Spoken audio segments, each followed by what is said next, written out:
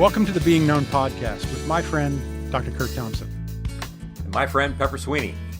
We are here to discover and explore what it means to be truly known. Kurt, it's so good to see you today.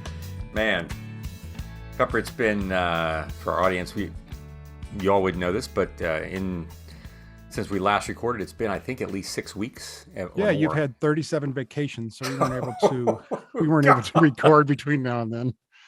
So, well, the easiest way to get from Washington to Washington is through Barbados and the Caymans.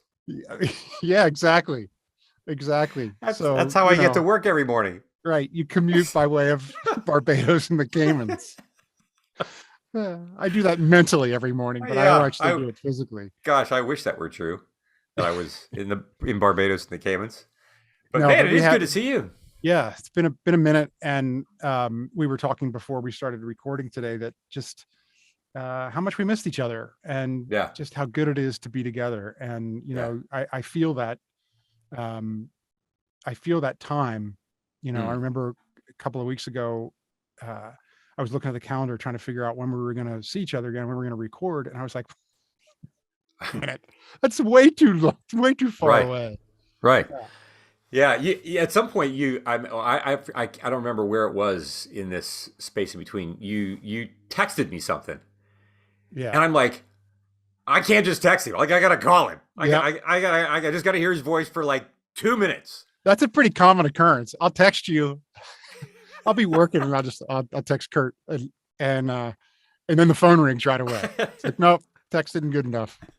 So cool. Man, yeah, it's because gosh, yeah, it's just so good. And dude, like your haircut, it looks super today. I love it. Just looks like a recent cut. Yeah, I went and saw Donnie up at Clifton Barber's a couple of days ago, and he gave me the high and tight.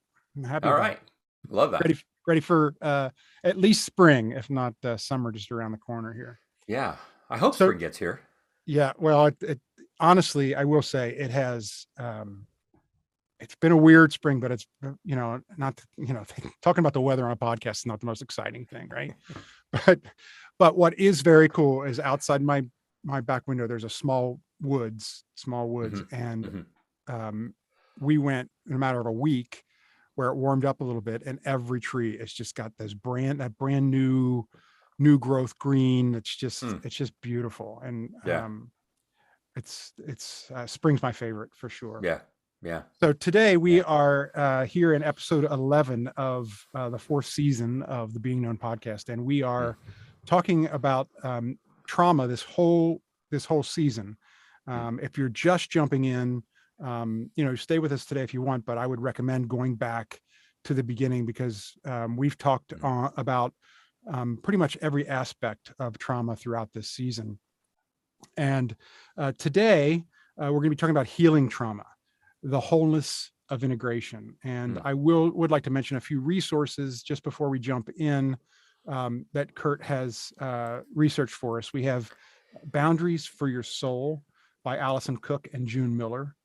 We have, this may be my favorite title for a book ever, Try Softer by Undi Kolber. I just love that, what that conjures up in me. Brain Spotting by David Grand and Generations Deep by Gina Berkmeyer. Yeah, those are resources that I would encourage our listeners to check out, wade into, be aware that you can feel free to take your time to go through them because they are helpful works. They're serious works, and by serious, I don't mean gravely serious. I mean they are weighty, and they're going to be really, I think, worth your time. As would be all the different resources that we've offered over the course of this season, and I think just Allison Cook and I think it's Kimberly Miller who's the second author. Yeah, Kim Miller for Boundaries of Your Soul, and Today's episode, Pepper, in some respects, is going to be kind of like a culmination episode of all these different things that we've talked about, and I want to um, just relay one particular story that, in some respects, captures a number of these different features.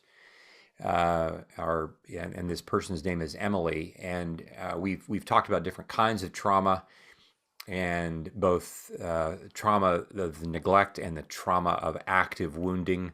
We've also talked about what we call large T and small t trauma, this notion that we can have large singular events that happen to us, or we can have multiple smaller events that happen over the course of a long period of time that become more complex because it's not as easy for us to historically just silo them into a space of a singular event. There's different kinds of trauma. And then we have all these different features that trauma, exhibits. It's embodied, it's relational, it becomes systemic through our beginning often in our families, but also can work its way out into the church's educational systems. It can be generational in nature, as we've talked about. And when in this podcast's name, the Being Known podcast, we're working with the assumption that we are having these conversations at this intersection of what it means for us to be people of faith, what it means for us to follow Jesus, and using this language and understanding the mechanics of interpersonal neurobiology. And at the same time, we would say that there's nothing that we're talking about that is not spiritual in nature. Everything is spiritual in this sense, from the standpoint of the biblical narrative. At the same time, there are certain elements of our life experience that take on a particular characteristic of spirituality because of what it tends to be related to, because it might take place in the church, or not uncommonly because certain acts of traumatic experience are kind of embedded using language of faith. And we'll talk about that a little bit as well. But all right, kind of distilling all this, Emily is the person that I want to just share her story briefly with. She was a person who was the youngest of three siblings who grew up in a home in which her mom, unfortunately, had some real challenges with mood problems. And these mood problems weren't just that she would get depressed, but she would also she could become pretty expansive in her mood, and was only later in Emily's life diagnosed with bipolar disorder. But what this would mean functionally would be that she could do everything from being erratic and impulsive and angry with all three of her kids, but she could also then become completely withdrawn and disappear for a week at a time into her bedroom. And the kids were just kind of having to, make their way through life. There was a fair number of years between Emily and her two older siblings. And so in some respects, once they left the house, there was a lot of this chaos that was in the house for Emily, that for which she was the only sibling that really encountered this. And it also, unfortunately, was the case for her that as her mom, as time moved on, her mom's situation got worse over time. And so in some respects, things were even more difficult in the house after Emily's siblings left the house. And so there were some things that they actually didn't even have the opportunity to see that had happened. One of the other challenges, of course, was that Emily's dad, well-meaning though he was, got to a point where he really couldn't tolerate this anymore. And when Emily was about 14, he left. Yeah. He filed for and got a divorce. Within about 2 years, was married to another person. Began to have their own family. And this became, and offered for Emily to come and live with them. The challenge was that in this new family, Emily was told, well, you can come and live with us, but you need to know that, this is our family. This is not your family. This is our family. You need to be, I'm happy for you, all the things. Now, of course, to if we peel the onion back a little further, we would see that, Emily's mother's father, so Emily's grandfather, who had died before Emily came into the world, had been a bit of an absent alcoholic father. He wasn't violent, but he was absent. And so Emily's grandmother was basically having to do whatever she could to just make things work in living in this house with an alcoholic husband. And Emily's father's mother had also been quite depressed. And so you've got these generational forces that are rolling downhill toward her. And the other thing that was also noteworthy would, of course, is that Emily, in her family, her father and mother, they were in church every Sunday.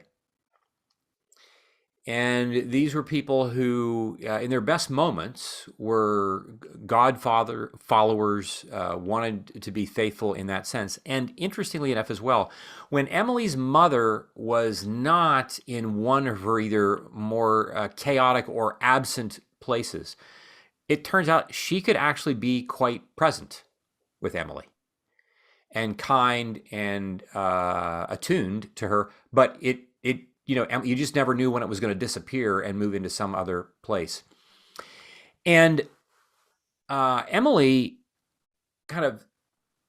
she's really smart, kind of sought academics as a refuge, able to do that, goes off to college. And when she gets into college, she finds a church community that actually takes her in and cares for her and so forth, but was also a church community that was kind of really committed to a particular way of engaging the world that didn't really pay much attention to emotional states. They were the way they operated was to make sure that their people believed the right things, but they weren't really very sensitive to the whole notion of what was it like for you to have these kinds of emotional wounds. They weren't paying that much attention to that. Good people, but not a lot of practice or experience with that. And so what this means is that Emily has a life in which she now finds a church home. But what she doesn't know is that there's all of this payload of trauma that she's walking around with. And when she eventually, I started to meet with her when she was in her 30s. Eventually, when she met and married a man and they started to have kids, there's all this other residue from her parents that would start to come up, because the parents, mother, as chaotic as she wanted to see the grandkids now her father wants to see the grandkids, despite the fact that she wasn't really part of the family, and all the things that would happen. But what was really striking for her was that the people that she really wanted to have connection with to help her figure out and sort out my history were her siblings, her older siblings. And her older siblings wanted nothing to do with this story. And so when she would try to talk to her older siblings about this, they're like, I don't know what you're talking about. Now, who knows? Probably, either they didn't remember because they weren't there when so much of it happened, and or they were also working really hard to protect themselves against their own memory of the things that have happened. But it first started. What brought her into my office was she had a baby, and it was her second child. And this second child, she started to get depressed and started to have panic events in the wake of this, because there were other family members that were now wanting to come and see and so forth. And she wanted nothing to do with the family. And she's like, I don't know what's wrong with me. Why don't I want to have anything to do with my family? And as we started to name some of her story, we started to see that all these different things, all these different elements of her trauma, that she'd had both neglect and that she'd had wounding, that there were particular incidents, large T trauma of these things, and then there was also a collection of a complex history of these things. We started to notice, even in individual work, like where her distress started to show up, her panic, like where was her panic really beginning? It would begin in her chest. It would work its way actually to a point where her hands were tingling. We would name these kinds of things. Of course, we were able to identify the relational and the systemic and the generational, but also as well, like how the spiritual element of, she and her husband had found themselves in a church fellowship that was really paying a lot of attention to believing the right things, but were not very open to we might say the right side of the brain. We're not really very open to the other elements of this. They didn't have a lot of practice doing that. And so in many respects, it just reinforced the sense of denial that she had to, maintain in order to keep herself from really feeling so dysregulated. And we began eventually, she as we've talked about in previous episodes, we really believe in the power of community and what it means for us to be known in the context of this community. And Emily had done a ton of work in individual work, but she eventually joined a confessional community. And in one of those, in one of those sessions in the confessional community, there was a moment in which she was starting to talk about her interactions with her siblings. And she was getting to a point where she was thinking, I just can't have contact with them because anytime I'm with them, they just want to pretend that like there's nothing else going wrong here. And, but one of her sisters who lived out of state was about to come into town, and the other, they wanted to get together. And it was just really, I don't want to be with it. It was upsetting. And as she's telling this story, she literally her body starts to curl up into a ball as she's sitting on the couch. And we just paused the moment. And we paused the moment to just invite not just her, but everybody in the room to just pay attention to what was happening in her body. And this points to what we talked about in our last episode, this whole notion of awareness, that when we talk about the healing of trauma, that the healing of trauma begins with awareness.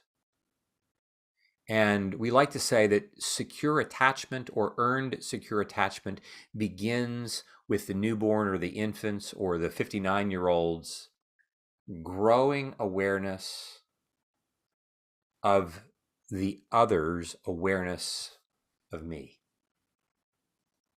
I mean, I think about our friendship, and I think about how lucky you are.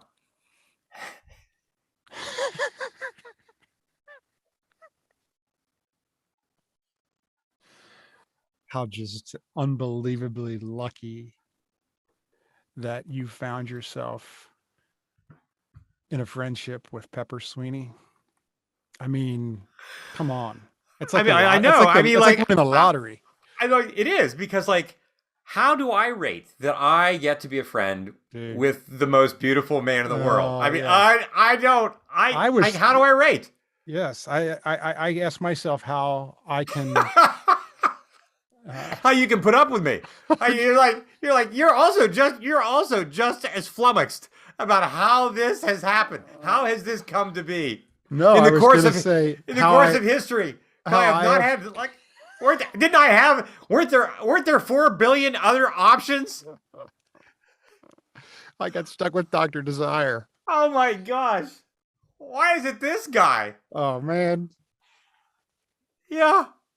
Yeah. Well, the whole thing about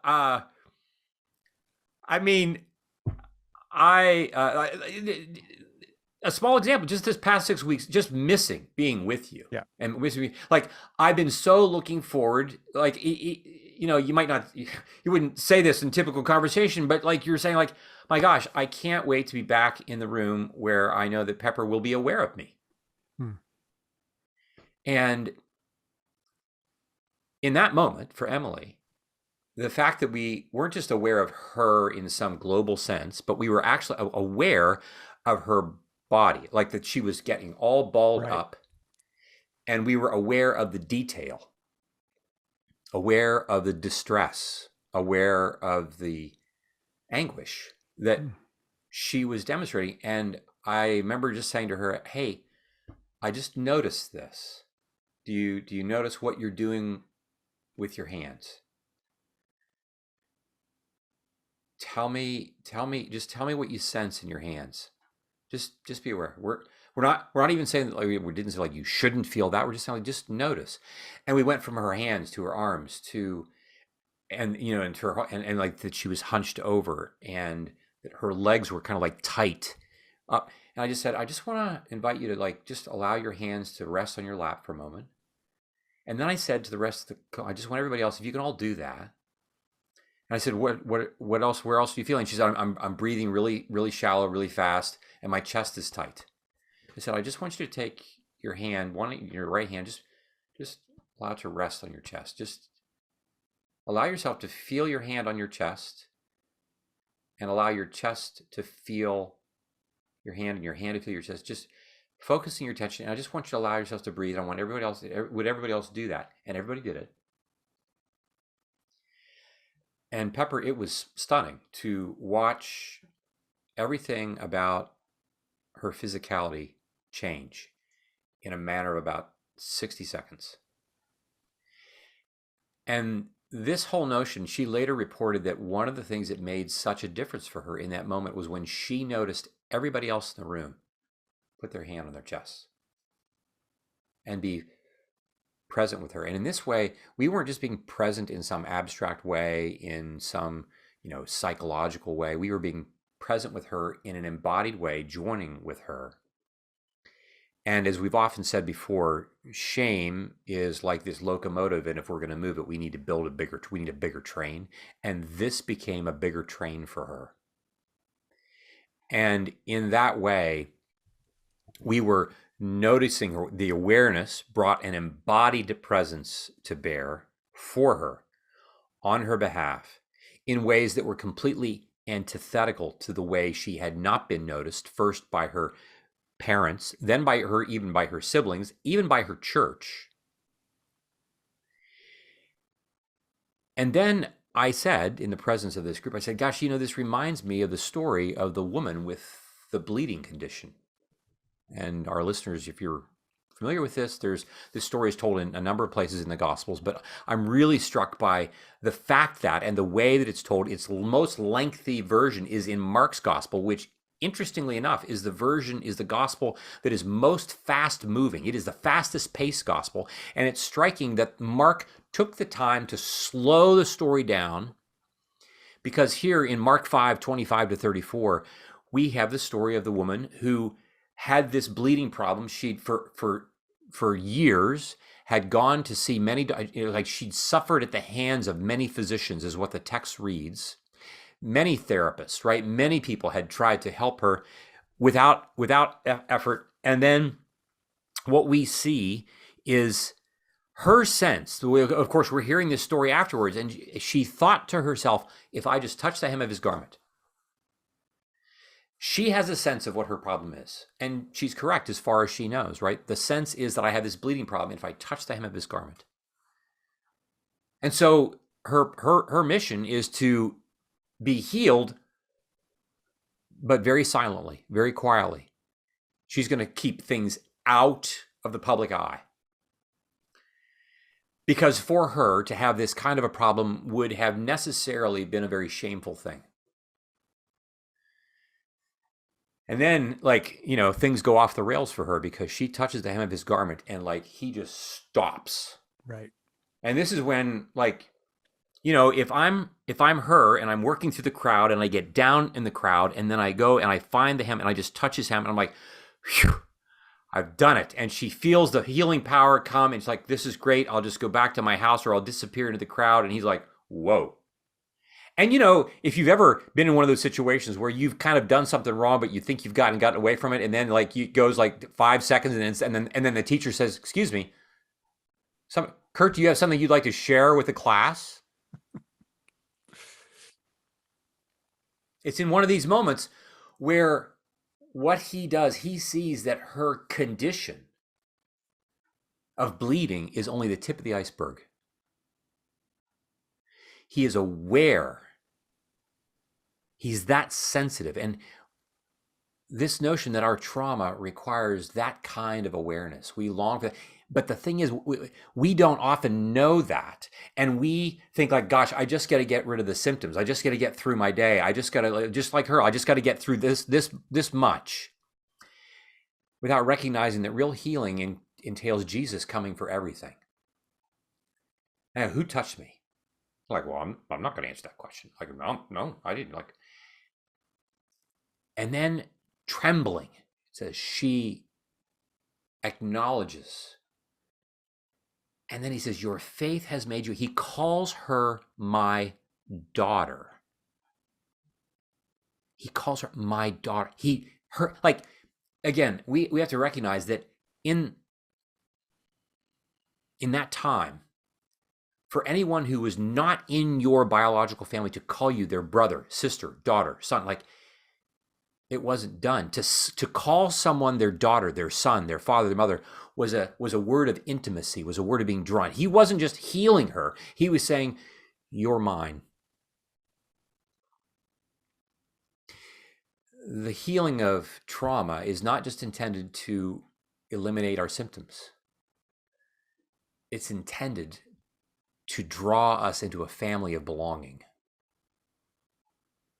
And so this first passage then reminds us that there certainly are tactical things that we need to do, right? There are things that we want to do in the same way that first Jesus does heal the bleeding. He stops the bleeding.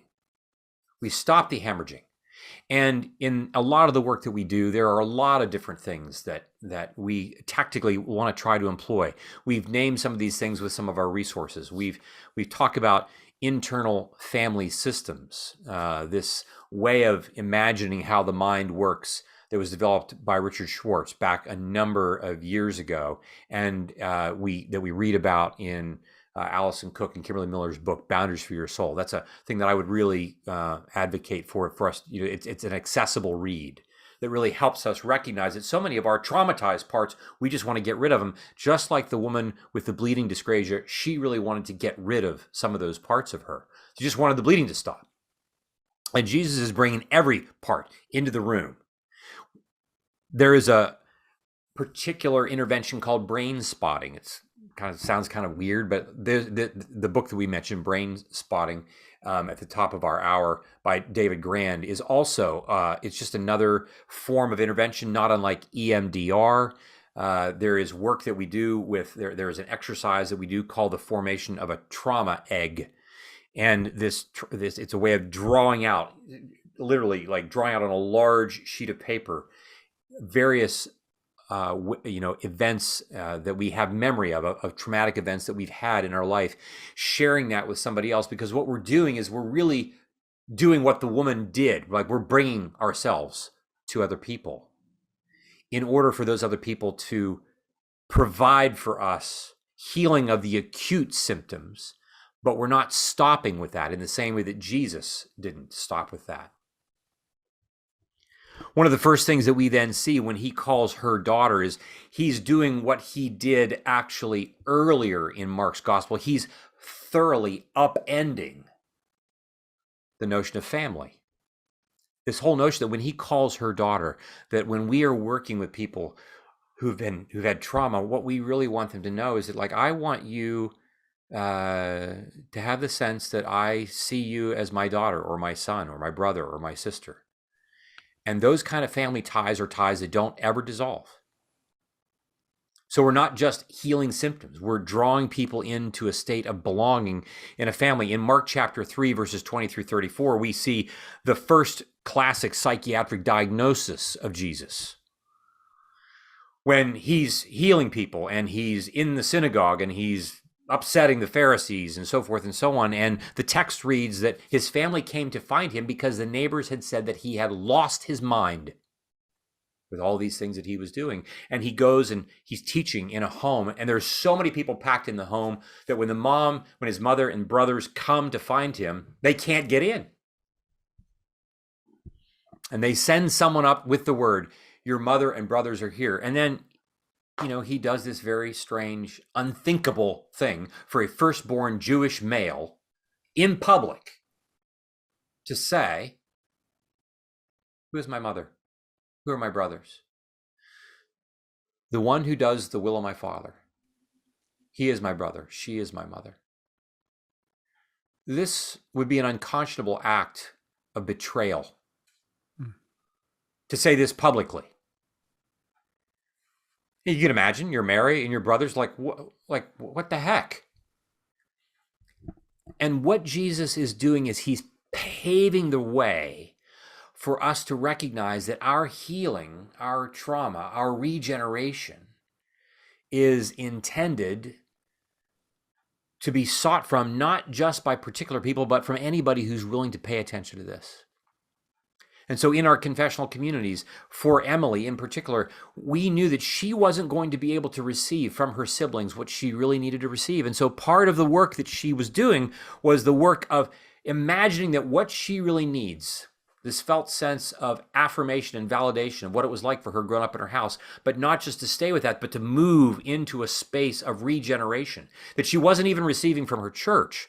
We want you to receive it here, and we want to be your father and your mother and your brothers and your sisters.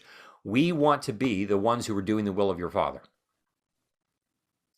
So much of the life of spiritual formation is about how it is that we have to refocus our attunement, because I'm always going to be wanting things from my Father that I'm just not ever going to get. I'm always going to be wanting things from my biological family that I may not ever get if they're not willing to be in the middle of the work of transformation. And when we can't get it, sometimes my sense, my reaction to that is like, well, I'm just not going to get it. And I'm just left in a trough of grief and distress because it's never going to happen. Jesus very plainly saying, no, I want you to turn to those people who are waiting for you, who are going to offer this to you, who want to be your brother, your sister, your father, your mother. And this is an example of how we then move from what we like to say, we're moving always in the healing of trauma. This regeneration, this movement toward integration is always a movement from imagination to incarnation. This notion that we want to take things out of the abstract. We didn't just want to talk to Emily about ideas in the confessional community. We wanted her to have not just an imagined sense of what this can be like. We want you to have an incarnated, an embodied experience of what this is like. And so when she is noticing that people are noticing what she's doing with her body,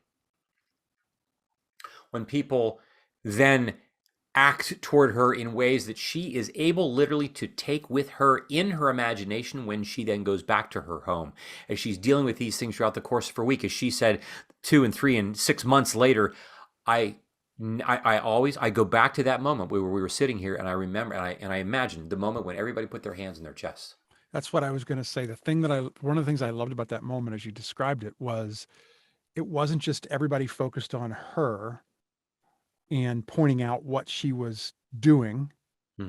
The whole community became aware and started doing the same physical exercise to release some of that stuff. And they were working together as a unit, and not just what could have maybe even caused her shame and caused her to shut down more, became something that made her feel more connected with everybody in the group. I thought that was a really beautiful thing. Yeah, and here's the thing that, I don't think that I was even expecting. A number of people that very day and then later would go back and recount that moment and talk about how, one person said, when I put my hand on my chest, I suddenly became aware of my own story, places where I get ramped up for the same reasons that Emily does. And I found my story coming into the room and being comforted. Yeah. As odd as it seemed, I found watching Emily while I also did this. I was aware that Emily said that we were bringing her comfort. I was finding myself being comforted by Emily doing this. And this is an example of the work of the Holy Spirit, that it is always moving toward this state of integration, always taking us from places of trauma, from where we are imagining that the Spirit is always moving from creation to new creation. From if my story is chaotic or rigid, as we've talked about in other episodes, we're moving it toward new creation. And the other thing that we really emphasize for folks is this takes a long time. Yeah. Yeah. The one thing you said, when Emily came into the office, she came in because she didn't understand why she didn't want to be with her family, was one of the, but to get from that point to discover all these other parts of her story that she wasn't really even aware of with you, and then to take that into the community, and then just the time and effort and everything. It's not, I don't imagine that this happens in a couple of weeks, or this is going to obviously take a lot of time. Right. And it reminds me too, then, just this notion of, in even what we're doing now, one of the things that we draw people's attention to in these confessional communities is, and again, this notion moving from imagination to incarnation, especially in the Christian community, we have this penchant for talking about God, talking about Jesus, talking about what we believe. And all of that remains in this category of this abstract thing that is actually separate from my real embodied experience when I'm talking to the clerk at Safeway's checkout counter. Like somehow that doesn't, like, yeah, I know that I want to be kind and polite and nice, but the whole notion that, like, right now God is like standing at the checkout counter, like wanting to use me to love this person into the kingdom, I don't, like, all that's lost on me. I don't pay much attention to this. But it is in these moments where we say, look, we really want us to be practicing, imagining that what's taking place in the scriptures, it's not just an idea. We don't want it to be limited. We want it to be lived out in your body, so that when you say, as Paul says in Colossians, for you have died, and your life is hidden with Christ in God. Emily knows what it means physically for her life in that moment to be hidden in this circle of people. It is so much easier for her to read Colossians, and that Colossians passage is not just some abstract theological precept written by some dude 2,000 years ago. It's happening in the room. Like, this is what it means for me to put to death the part of me that says, I'm not ever going to have a family. I'm not ever going to be cared for. I'm not ever going to be seen, soothed, safe, secure. You just got to make it on your own. You just got to, like, all the things that our old selves do that we've got to kill, that we have to crucify. And instead, all that's going to die. And I'm now being hidden in this body of Jesus. This whole notion, though, that this takes a long time, which we understand, that reminds us of Holy Saturday, right? This notion of how is it that when these things happened, that we would find that at Good Friday, Good Friday didn't feel good on its own terms. You get to Saturday, you get to the Jewish Sabbath, it's just nothing but anguish and fear. You talk about trauma to a body of Jesus, trauma to the other people who were part of this community. This long, unending day of Holy Saturday that we've just passed through about a month ago, this, however, all changes with Easter. And Easter makes the trauma of Friday good. Easter is what makes that traumatic day a Good Friday. And yet at the same time, we recognize we can know that, but we get to Luke 24, 13 through 35, this story of Jesus appearing to two people who were walking on the day of resurrection, walking to Emmaus.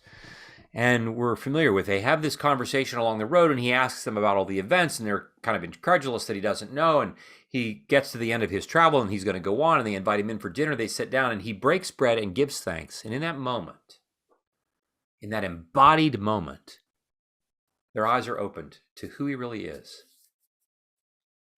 And it once again is one of these examples of how our trauma is not going to be fully healed if we are only trying to think about it.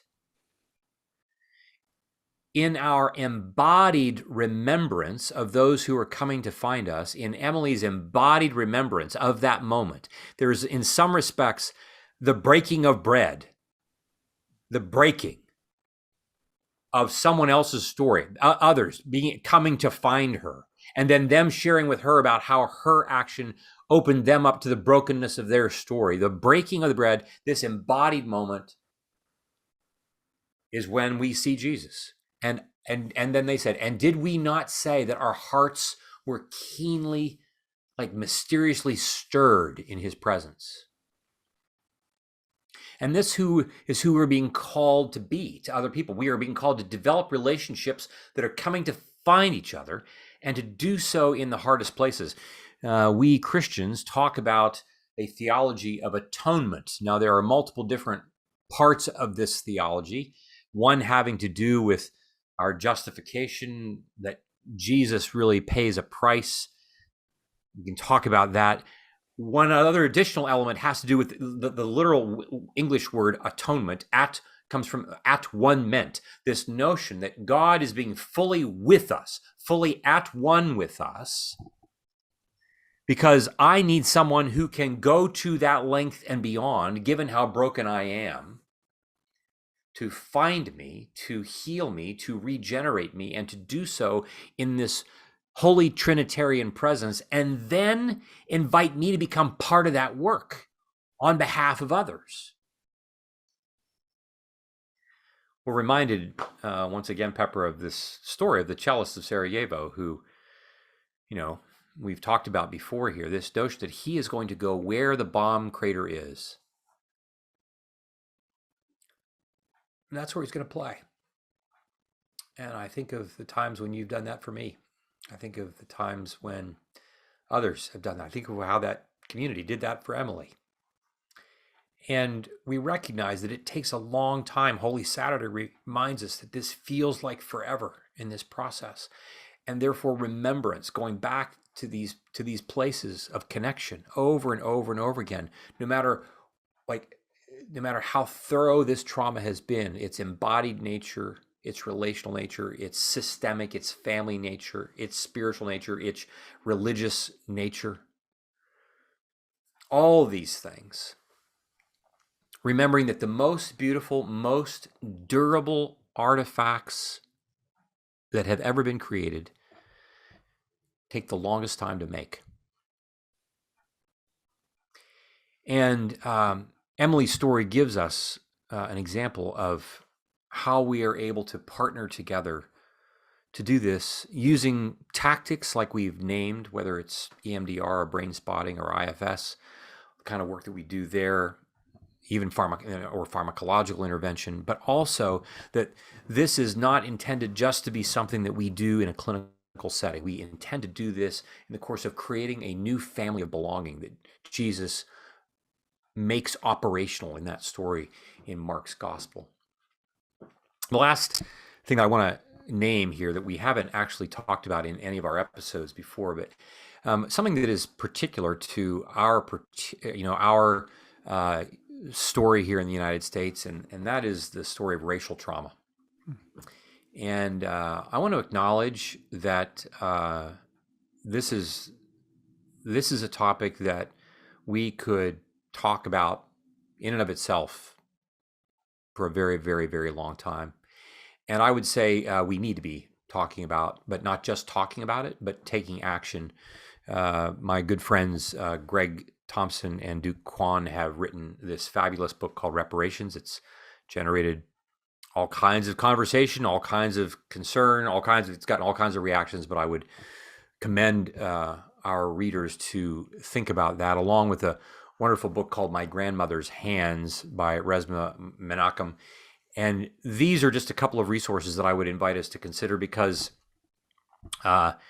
this is a reality in our time, in our space. This is not just a thing that happened in our country 400 years ago or 200 years ago or 100 years ago or only, or like 50 years ago. This is an ongoing thing. And I also want to acknowledge that, we are two white guys having this brief conversation about this. And I want to continue to do the work of repair with my African American, my Asian American, my Hispanic American brothers and sisters. We need to be about doing the work that is necessary. And so I just want to name that, and also say that I don't come to this with authority. I don't come to this like I'm early in the game, but I want to be in the game, and I want to name that because it's a really big deal. Lastly, as we wrap this up, this episode, I want us to consider an application, an exercise that we can do. And that's this week, I would encourage you just to reflect on the three biblical passages that we discussed here today. The first being Mark chapter 5, verses 25 to 34. That's the woman with the bleeding condition. Mark chapter 3, verses 20 to 34. That's the story of Jesus and his family. And then Luke 24, 13 to 35. The story of the two folks who were on the road to Emmaus when they meet Jesus. And what I want to invite you to do is that in each story, I just want you to imagine yourself being there in real time and space. I would invite you to even go so far as to imagine being one of the main characters with whom Jesus is interacting. Or you could be a character who's watching this happen or engaged, but allowing one of those characters to be you. And then I want you to be curious about several things.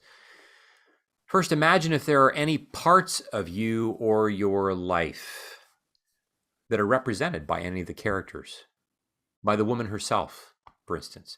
By the disciples who were incredulous at Jesus when Jesus said, "Hey, who touched me?" And they're like, "Hey, what do you mean? What do you mean? Like, what do you mean? What do you? Everybody's like, I know that I have parts of me that just want to say, what are you talking about? I don't have parts of me that have come for healing. What character is speaking to a part of you and that represents some part of you? And pay attention to what that person, either he or she, feels themselves to be like, not least of which in relationship to Jesus. What is it like? What do you sense it is like for the woman? If you're watching this happen, or if you were that person, what is it like for Jesus to turn his attention to you in that moment where you've been found out, but then he calls you son, daughter. He calls you father, mother. He calls you by your name. And then how does Jesus respond over time? Not just to that character, but to you, or to those parts of you that have been traumatized when you encounter him. Notice how you respond to his awareness of you, and how this is yet one more way in which Jesus is calling you, or that part of you, into a place of goodness and beauty. And lastly, as we have done on a number of these episodes, once you've done all this reflecting, I would encourage you to be doing some writing about all this. I would invite you to find someone that you trust and tell them this. Share this with them. Ask them to reflect to you what it's like for them to hear this story and what part of their own story it generates and evokes for them. And we know that this is this season has had some hard things in it. We've had some beautiful things in it, and we're just really glad that you all have been able to kind of be on the ride with us. For sure. And along those lines, I know that this has conjured up a lot of questions and different thoughts from our listeners. And next week, we will be collecting some of those questions we've collected some of those questions that through social media that people have had. And we're going to be wrapping up this season by answering some of those questions. So be sure to seek that one out. Those of you who are listening or watching on YouTube, we're going to be joining Amy for a post-show conversation here in immediately. And if you're listening, you can always head over to our YouTube channel and watch those post-show conversations. It's really entertaining, and it's probably the best part of the show. A lot of people think it is. All right. Thank you, Kurt. Thanks for this day. All right, and I'll see you next week. Right on. Love you. You too. Okay, so I was thinking these are like Amy's associations, because so two things really stood out to me. One of them, Emily, like Pep was saying, when she saw the others put their hands on their hearts. And it made me think when we talked about when we go into a room and we say, "Oh my gosh, I'm so happy to see you." Yeah. Yeah. But the truth is, we're really happy to see you see me. Oh yeah. Right. Yeah. Yeah. So yeah, that's exactly right. right. So it's like putting the hand on my heart. That is settling and has benefit. But to see somebody else put their hand on their heart for me or on their chest. Right. And then that confessional community, and then chosen family, which is our chosen family. Mm-hmm. Yeah. Yeah. Yeah. Yeah. I mean, it raises, it's the whole notion of, I mean, there's just all kinds of things start to bang around in my head about this notion of being chosen. Mm-hmm. I think about the TV, internet TV series called The Chosen. Right. And then there's the one episode where the prologue of the episode, is a story of, Jacob and his sons, and he said, like, well, we didn't choose this God, he chose us. And the guy speaking to us like, what do you mean? This it so doesn't make any sense. This notion we are being chosen. Yeah. Mm-hmm. And of course, this was in some respects, this is what Jesus is doing with the woman with the bleeding problem, right? He's not just healing somebody, right? She's not just going through the checkout line, right? He's choosing her. He's not just healing her. He's choosing her. It is not enough for her just to kind of come in and have her symptoms erased. Mm-hmm. Mm-hmm. He wants so much more than that for her. And so this whole notion that the healing of our trauma is not, it is not God's intention just to bring us back to baseline, back to a place where we no longer have traumatic experience, but he wants to take us that much further up and further in. Mm-hmm. Which in and of itself can be like her, like the woman, I have an idea about what I want and what I need, and I don't need more than that. And in fact, I don't want more than that. Mm-hmm. Right. Yeah. Until she gets further down and she's like, oh yeah, no, actually that feels really good. More than that. I'm ready for more than that. Now. Right. Yeah. And then the other thing that struck me was the idea of integration, and we talked about this, I think, in season 2. So integration, and then I thought of even this week, like trauma. There's trauma with a capital T, and like historical trauma, and then our daily trauma, which I thought, is it trauma or is it grief? I wasn't sure, but the example was with Naomi Judd's death, when it came out that she had taken her own life. It was, so I was flooded with, I've lost two friends to suicide. So I was flooded with that. And then it's like this integration, which we've talked about. It's like noticing and being curious about it, rather than it, like when we talked about the orchestra where the guy threw the stick and it just like disrupted everything. It's like practicing integration and like just noticing, and it's like it's all not that trauma is all okay, but it's like it gives us tools to process it. Does that make sense? Right. Yeah, I mean, it's interesting that I don't know if I've said this here. I may mention this, but that there's some of the data about post 9/11 expectations for the number of people who had PTSD. The actual number of cases of PTSD post 9/11 were surprisingly less than what actually emerged, because it just so happened that it was at a time when there were enough people who knew they should go get help. And, one of the features of trauma has to do with this notion, as we've said, right, these two pillars. The one is that I am overwhelmed, but the second pillar is that I have no agency. There's nothing I can do about this. And,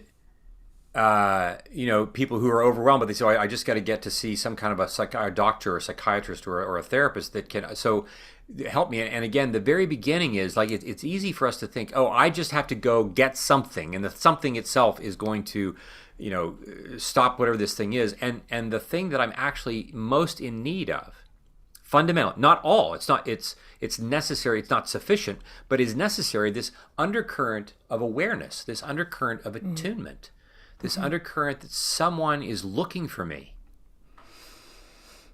And eventually this someone is actually also looking for the parts of me that I don't even know should be looked for. Right. I just think that they need to be somehow see my panic or see my this or see my that, and like whatever they need to do, whatever pill they need to give me, whatever, exercise they need to do just to get rid of these symptoms. Right. But, our hope would be that whoever's being helpful is actually seeing beyond that. In Emily's situation, one of the challenges is that, for many people, they legitimately want to find help and healing in their churches. And part of the challenge is not just that churches would say, you just need to pray more. It's not like people don't care. It is, though, that they are limited in their own healing experience of trauma. And so they're not aware. So it's almost kind of like they would agree with the woman with the bleeding problem. We just need to give you this kind of intervention. We just need to give you the right teaching, the right preaching, the right this, the right that, the right instruction to solve the problem. But the whole notion of coming to find you beyond that, to see that, like, yes, you have a bleeding problem, but you have a bigger problem than that. Right. That she had suffered under doctor's care for many years. Like, that's traumatizing in and of itself. It's like, Emily's story. Like, I just go to a church where the very act of being at the church only, like, reinforces traumatic. the problem.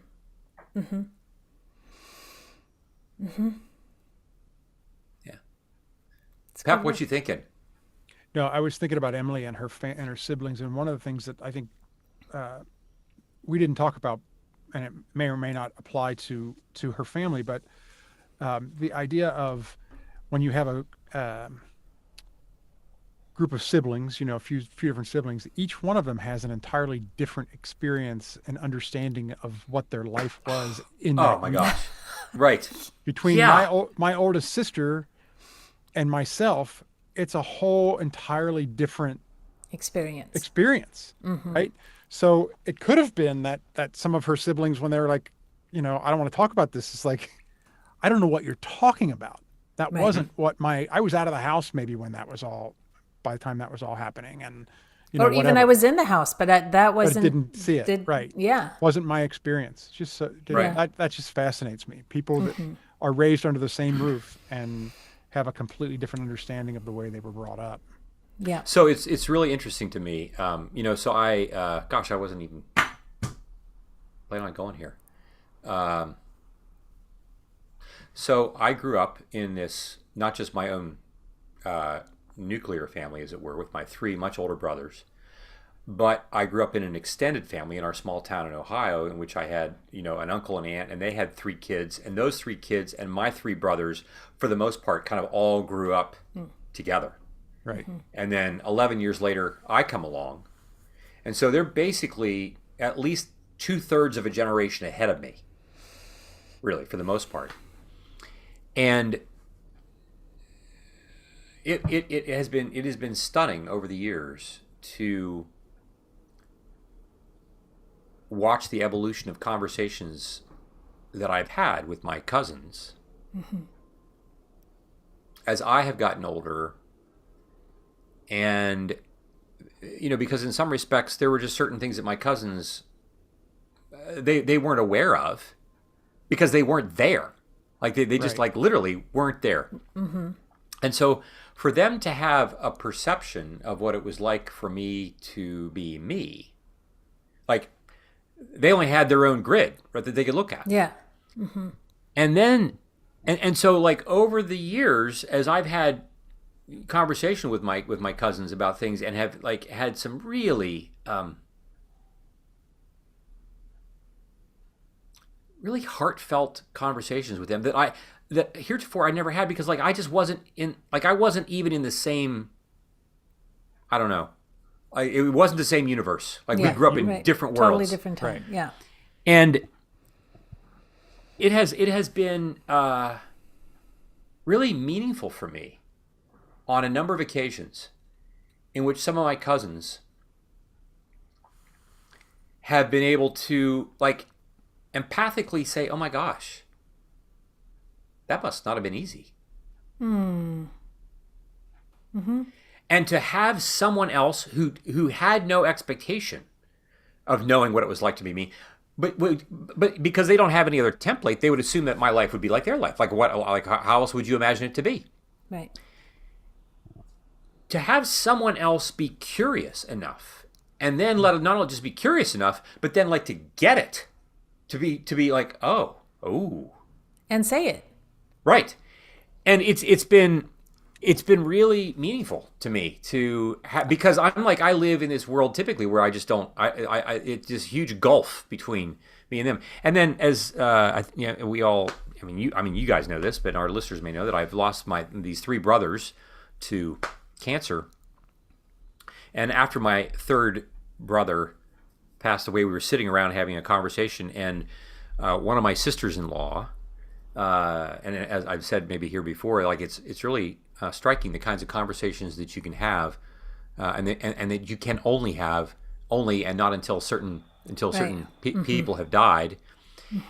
And and then she said in this gathering, she said, when you were growing up, and she and my brother had been married for 2 or 3 years, and I was just a little kid, and she said, when you were growing up, I was seeing what was happening in your family, with just you and your parents, because I was the only one left. And she said, like, there were just things that were happening that we were like, no, that's not right, the way that they're parenting him. Now, I wasn't being mistreated per se, but things were pretty like rigid in my house. What was so striking was in this moment, and this was like, 4 years ago when we had this conversation. It was so striking. My felt sense of sitting there as a 55-year-old, hearing my 70-year-old plus sister-in-law say these things to me, and feeling like, oh my gosh, somebody else sees what it was like for me to be me. And like, there's a part of me that's thinking like, well, gosh, it would have been nice if somebody had said something like when I was 30 years ago, 8 or 10. Yeah. But no, I mean, they would have been in their 20s and 30s, right? I get that. But just the felt sense of being seen. And this was part of the challenge for Emily. Like, her siblings, like, not only, for whatever reason that they were kind of like, no, that either did that didn't happen, or they couldn't tolerate it there was no curiosity about her experience. And this is the thing. We don't have to have the same identical experience of somebody else to be able to be a healing force in their trauma. I don't have to have gone through the same thing. What I have to be is observant. What I have to be is attuned. What I have to be is empathic. What I have to be is communicating to you that I want to be with you in this. And I want to be curious and invite you to tell me more and more about what your experience was like. And that's what she got in the community that she wasn't really getting anywhere else. Yeah. It's good work. It's hard work. It's the right work. Yeah. What a season. Yeah. Whew. Yeah. Yeah. And I think the last thing, I think, we said this at the end. I do want to just emphasize, we have all these folks who do this work, and like I think about Emily's story, and that moment of kind of epiphany, right, when everybody's hand went to their chest and this happened. Yeah. And it provided for her an experience unlike any that she'd ever had before. And of course, she would wish, and we would all wish, that then my relationship with my siblings will never again ever bother me. Yeah. It's kind of Good like, luck. right? Like it's kind of like, oh my gosh, there I am sitting listening to Jesus say, who's my mother, my brothers? It's the one who does the will of my Father. I'm like, oh my gosh, this is great. And now I have this freedom, and I will never be troubled by this again. Uh-huh. And that's not the way it works, right? We've got a lot of neural payload, as it were, that evil will want to continue to exploit and take advantage of, to try to remind you, to try to reinforce and try to prompt you once again to try to return to your family, to get what you need from your family, all those kinds of things, because those longings to be seen, soothed, safe, secure by the people that we have been biologically closest to, that never goes away. And so part of our process of even the freedom that we feel in the healing of our trauma will also contain the ongoing grief that will show up every now and then. And when it does, this is what I would want our listeners to hear. I would say when it does, I want us to hear Jesus saying, that's right, because the new heaven and earth is not fully here yet. We're practicing for it, and it's coming.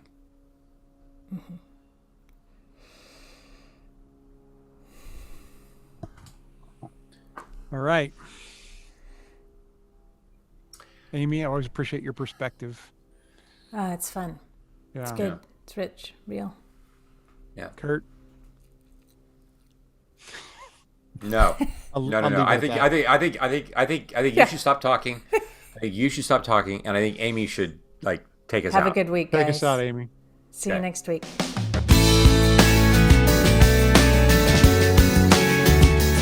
This podcast is produced by Kurt Thompson, Pepper Sweeney, and myself, Amy Chella.